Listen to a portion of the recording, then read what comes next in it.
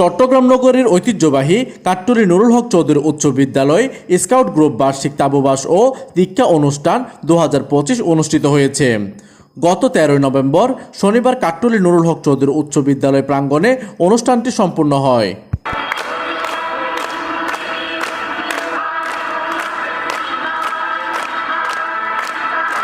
উক্ত অনুষ্ঠানটি কণা আক্তারের সঞ্চালনায় ও বিদ্যালয় পরিচালনা পরিষদের সভাপতি অ্যাডভোকেট মাহমুদুল আলম চৌধুরী মারুফের সভাপতিত্বে অনুষ্ঠানটি সম্পন্ন হয়। মহান আদর্শে উজ্জীবিত হওয়ার একটি সুযোগ মাত্র আজকের এই অনুষ্ঠানটি।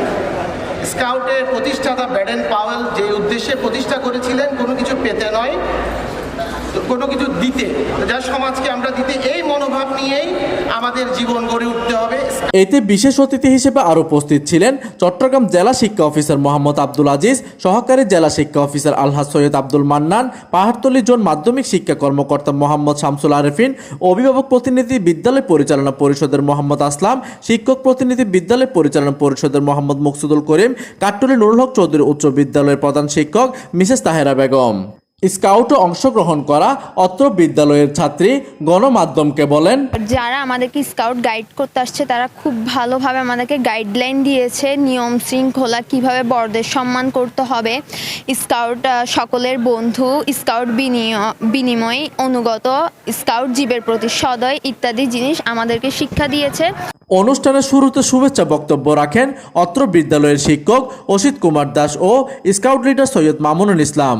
এই স্টুডেন্টকে জাগ্রত করার জন্য নীতি, নৈতিকতা, শৃঙ্খলা বোধ, বিভিন্ন ধরনের কাজ শেখার জন্য স্কাউটে অনিবার্য।